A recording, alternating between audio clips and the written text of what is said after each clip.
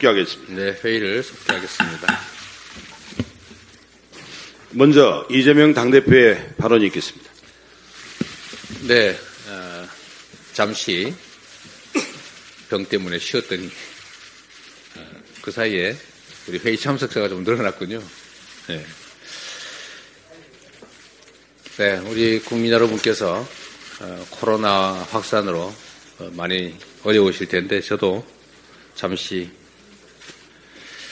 병원에서 좀 쉬었습니다. 참 민생 경제도 그렇고 세상 사는 게 어려운 것 같습니다. 실질 임금은 줄고 고금리가 계속되면서 소비도 위축되고 있습니다. 2분기 소비 판매가 14년 만에 최대 하락폭을 기록했다고 합니다. 추석을 앞둔 국민들의 걱정이 그야말로 한가득입니다. 곡감, 대추, 밤 이거 재수가 작년보다 20% 이상 올랐다고 하네요. 정말 문제입니다. 어떤 방법이든지 써서 국민과 공급경제 그리고 민생을 반드시 살려야겠습니다. 우리 민주당이 지역화폐 개정안을 당론 법안으로 추진하겠습니다. 아시다시피 지역화폐는 소비 진작 효과도 있고 적게나마 국민들의 소득 지원 효과도 있고 골목 상권을 활성화하는 효과도 있습니다. 그리고 다시 그게 경제 활성화를 통해서 세수 증가로 이어지는 제 경험으로는 지금까지 만든 여러 정책 중에 가장 효율적인 재정 정책인 동시에 경제 정책으로 판단이 됩니다. 오늘 본회의에서 전세 사기 특별법 같은 민생 법안을 처리하게 됩니다. 그리고 우리 정부 여당이 좀 협조해 주면 좋겠는데 민생 회복을 위한 전 국민 소비 쿠폰 지급 제도 이제까지 설명을 현금을 주는 것처럼 여당이 자꾸 호도를 하던데 전 국민 민생 지원금은 소비 쿠폰을 지급하는 것입니다. 저축도 불가능한 소비 쿠폰으로 소비를 특히 골목 경제를 활성화하자는 것인데 지금이라도 집권 여당이 힘을 보태주시기를 바랍니다. 이 전 국민 소비 쿠폰 지급이 얼마나 경제 활성화에 도움이 되는지는 지난 코로나 때 우리 국민들이 직접 체험하셨습니다. 국민의힘도 먹사님 정치에 동행해 주시기를 부탁드립니다. 먹고 사는 문제뿐만 아니라 지금 건강하게 사는 문제도 심각합니다. 모든 국민들이 걱정하시는 것처럼 대한민국의 의료 시스템이 붕괴 위기입니다. 상반기에 응급실 뺑뺑이 때문에 사망한 분들이 작년보다 훨씬 늘어났다고 합니다. 지금 이 순간에도 응급실에 가지도 못하고 앰뷸런스 안에서 발만 구르는 그 환자와 가족들이 너무 많을 것입니다.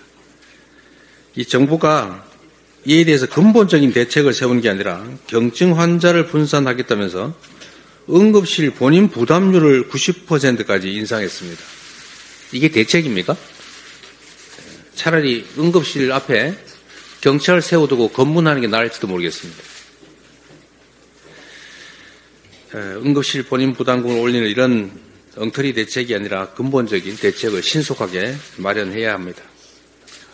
대화도 하고 소통도 하고 그리고 의사 정원 2,000명 올리겠다. 그 2,000명의 근거가 대체 뭡니까?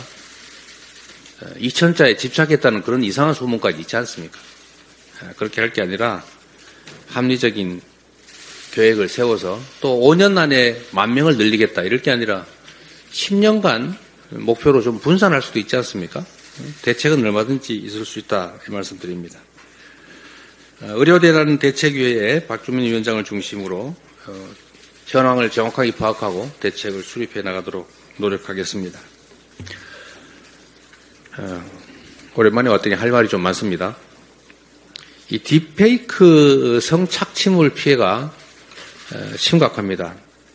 이거는 우리 앞에 도래하는 소위 인공지능 시대의 빛과 그림자 중에 아주 어두운 그림자라고 하겠습니다.